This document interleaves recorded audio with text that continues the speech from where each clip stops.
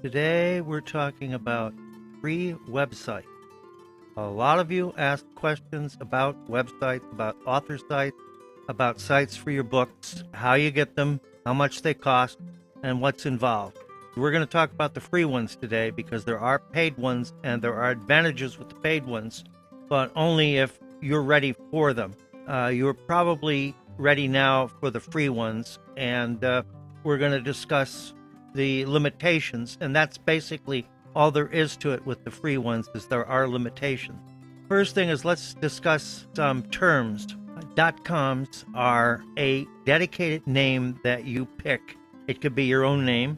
It's like your email address, your own name, maybe with a number, your own name, maybe with something else added to it, and you buy a .com, a com. You have to buy one of these. They cost money. You have to buy them from a domain register, and the cost of them varies. Some people run specials and you can get them for $1. Renewing them, however, can cost you anywhere from $9 to 20 something dollars a year. And there are several other things other than .com. There is .net, there is .biz for businesses, but .com is what everybody uses. You put a .com up and everybody knows to go to the .com site because you do that all the time. Facebook.com, Twitter.com, YouTube.com. The name can be your name, yourname.com. Not all free websites will support yourname.com.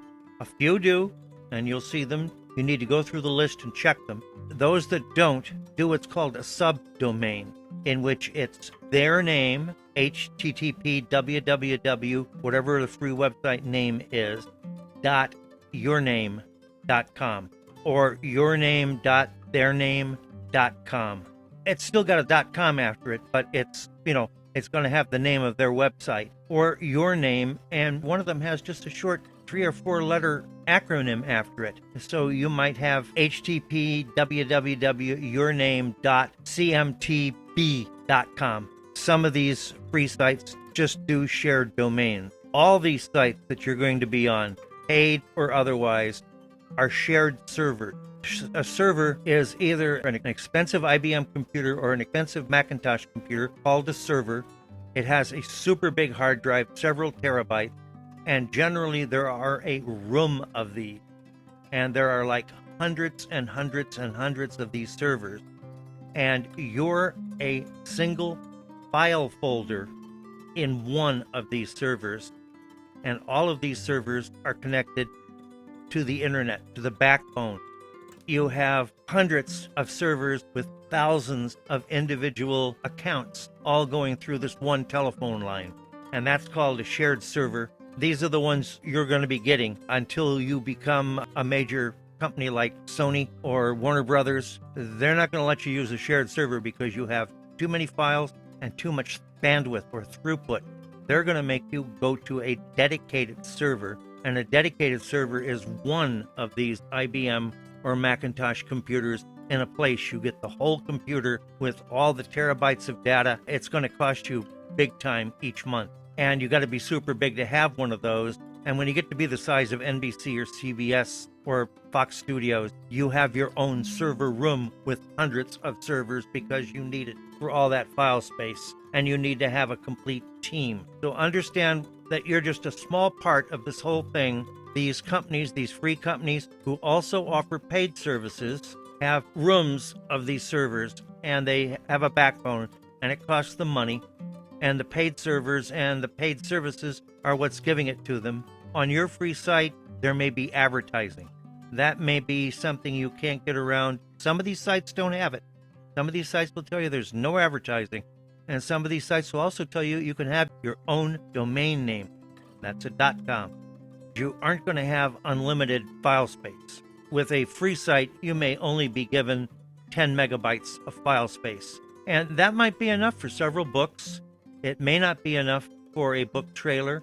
And some of these free sites may not let you put a book trailer up. They may not let you have audio or video files on your site. Some forbid downloads from your site, so you can't download your free book unless they allow it. Bandwidth is the amount of visitors you get. And you're not going to be worried about that to begin with. You're not going to be worried about that when you move to a paid server. You're not going to see that much bandwidth. Bandwidth is how many thousands of people a day come to your site. Most of us are going to be lucky if we have a couple of hundred people a day come to our site. When you become like NBC and CBS and you get 100,000 people to the site in an hour, then you need your own backbone and a dedicated server. Some restrict the number of pages you have on your website, and a page is a book. You put up a new page for a book. Your first page is your author site, it's your name and information about it. Yeah, you can put your book on that first page. You can put several books on that first page. But eventually you may want to have a page for each book so that you can put reviews and everything like that on there, and maybe even a book trailer. Some of these free sites will let you do that, some won't. You have to check and see what they allow and what they don't allow. And we're going to give you a list of free sites. And I checked all these to make sure that they were free. And yes, indeed, they do have free sites. They also have paid sites. I'm paying between $5 and $6 a month for my paid site. File space is not what you think it is. If it says it's half a megabyte or 500 kilobytes, they rate it as a full megabyte. So if you have a 10 megabyte site and you have 10 500 kilobyte files, that's it. You've used up your file space, because that's the way the meter reads that fraction of a megabyte. It calls it a full megabyte.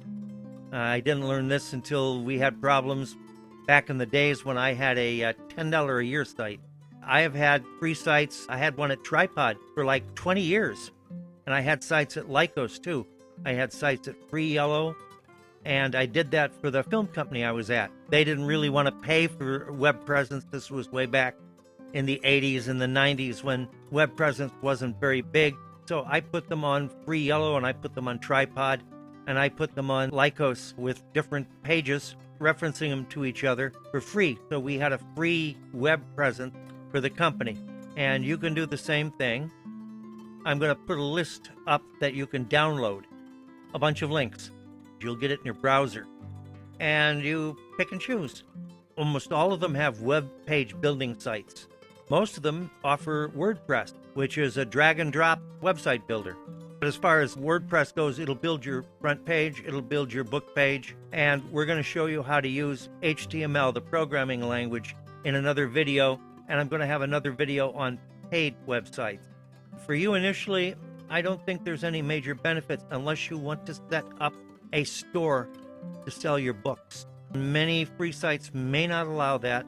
You may actually have to get a paid site if you want to set up a storefront and start selling your print books and start selling your ebooks. This is our look at FreeHost, and if you found this interesting, give me a thumbs up. Don't forget to subscribe, and don't forget to have a great writing day.